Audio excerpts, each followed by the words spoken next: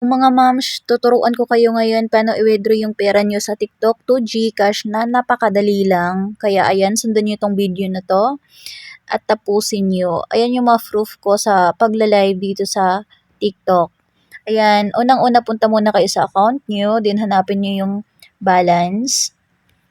Ayan, click nyo yung profile nyo or dot sa taas, click the balance. Ayan, at click the view na sa gilid. At punta na tayo doon sa exchange coins or withdraw. Click the withdraw. Yan, mayroon tayong $17.09. At ayan, dapat naka-ano muna kayo, naka-fill up na kayo dito sa TikTok. Yung ano, kung saan nyo i-withdraw, sa PayPal ba? Ayan. And click the amount, then click the withdraw. Ayan, sundan nyo lang guys at panoorin nyo ng mabuti, then confirm. Sobrang napakadali lang yan i-withdraw to GCash, from PayPal to GCash. Ayan na yung na-withdraw natin na proof. Then punta tayo sa Chrome or Google. Then dito tayo guys, dito tayo fill up ng mag-login, sorry. Dito tayo mag-login ng PayPal account natin.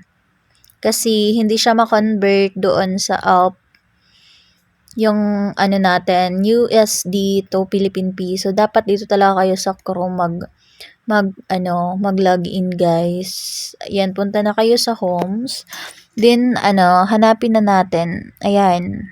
Ayan, 8 pesos lang yung balance ko diyan. Kaya ayan, i-refresh muna natin kasi hindi pa siya nag-a-appear. Ayan na guys, andyan na. O diba, sobrang dali lang. Ang dali mo lang maka-cash out. Ayan, i-convert na natin siya to Philippine Peso kasi naka-USD pa siya. Then, manage the currency. Click nyo yung 3 dot doon sa taas. Then, click the prepared. Ayan yung amount. Then, click the USD dyan sa taas na may dot, 3 dot. Then, pindutin nyo yung Philippine Peso. Tapos, ilagay nyo yung amount, yung $16.73 USD.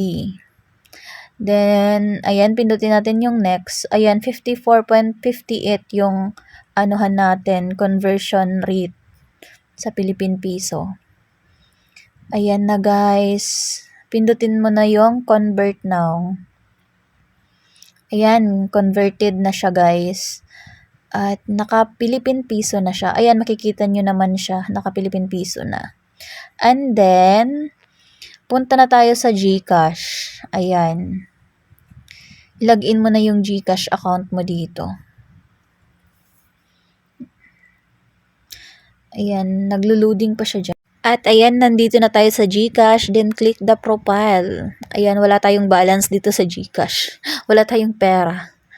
Ayan, naka-unlink pa kasi dyan yung natin, yung PayPal. Dapat i-unlink mo muna. Ayan, then punta ulit kayo doon sa may link account. Ayan, then click the PayPal account, then link.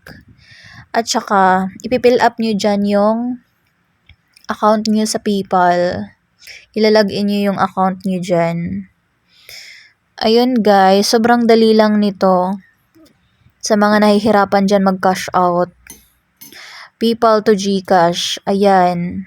Kasi hindi ako maka-withdraw sa sa bank account ko. PayPal to bank account Nahirapan talaga ako guys. Grabe.